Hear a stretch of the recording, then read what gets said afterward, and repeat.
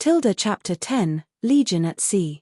An hour later, the Legion is about to enter the sea, and Zami has the awesome atone to go into a boat feature, enabling the ship to float.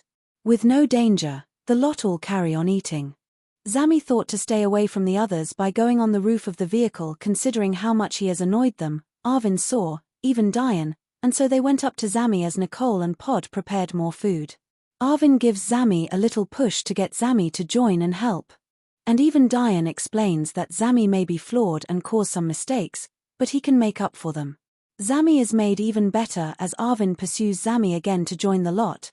Zami is looking for an audience anyway, so why not stick with the Legion? And so Zami is persuaded, and they all eat lunch at the back of the ship, also seeing that the progress of the energy absorption machine is not far off, even being able to see some of the views of the Arctic once they start to arrive thanks to the speed of the awesome atone. This also enabled them to see some orcas in the sea. This does make Pod get a glimpse of a memory of when he used to be an orca himself, and this makes the others wonder about him.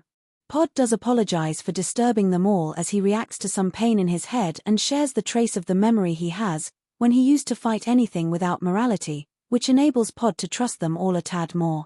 If he is going to stay on Earth for some time, then he must put up with those around him. Even Nicole starts to see that everyone around them is real people and not bots that she should boss around. From all of this, Diane talks about how potentially good they seem. Then goes on to a past time when he used to be part of a unified team, only for one, but it was worth it to help the universe, and unifying alien races do seem to be one of the better ways to solve problems. Diane stops there, not wanting to get into specifics. But he does miss his creator who died in that battle, and Diane is ultimately sad that there has been no other attempt of making a mixed team since that battle, and that was 100 years ago. At the end of the conversations, after some reflection, Zami requests to be trained. And so while the trip is still going, they all take the chance to train Zami on top of the awesome atone, once they have all finished their lunch. The training proceeds and they all teach Zami all sorts of useful tricks. All coming from the alternative fighting styles that each Legion member has. Nicole trains Zami various ways of taking down an opponent alongside Gunfu, knowing how to shoot while fighting someone up close. Pod knows various ways of hitting, both offensive and defensive. And knows good spots to hit and how to hit hard.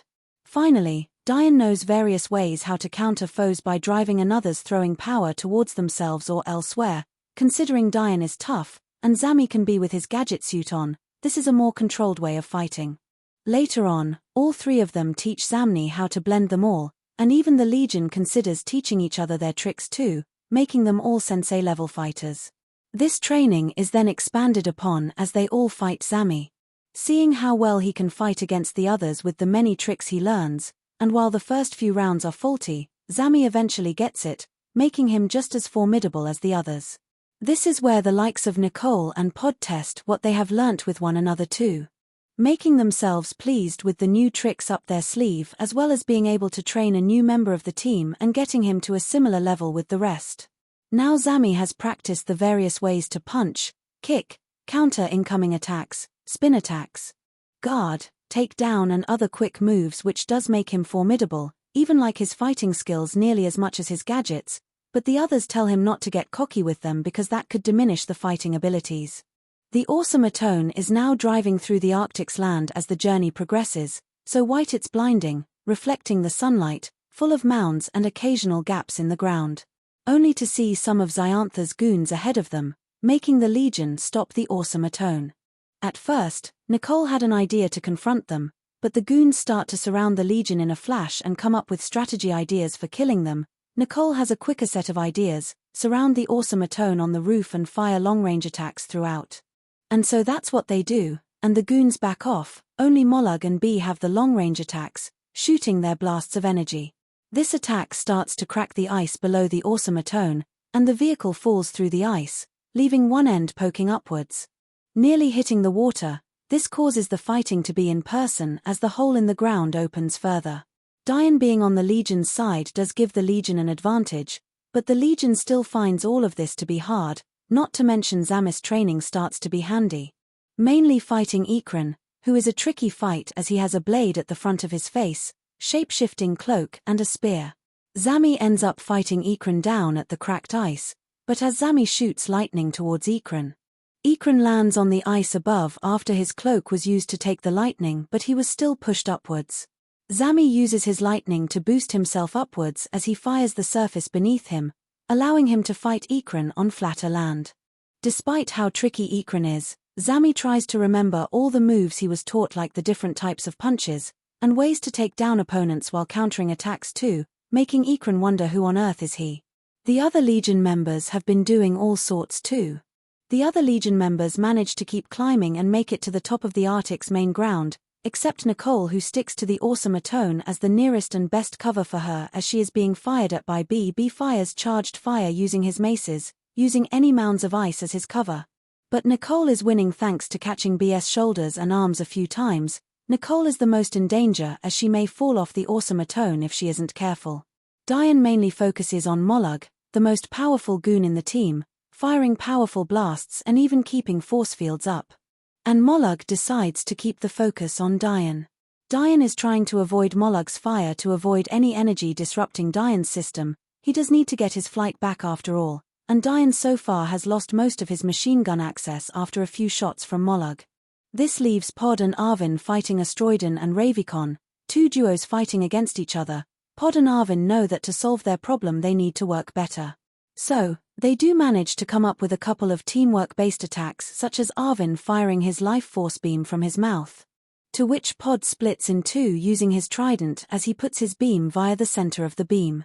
This pushes back Astroidon and Ravicon, with the latter taking it more, at a point where Ravicon gets angry and leaps towards Arvin, to which Pod counters by whacking Ravicon away using the trident.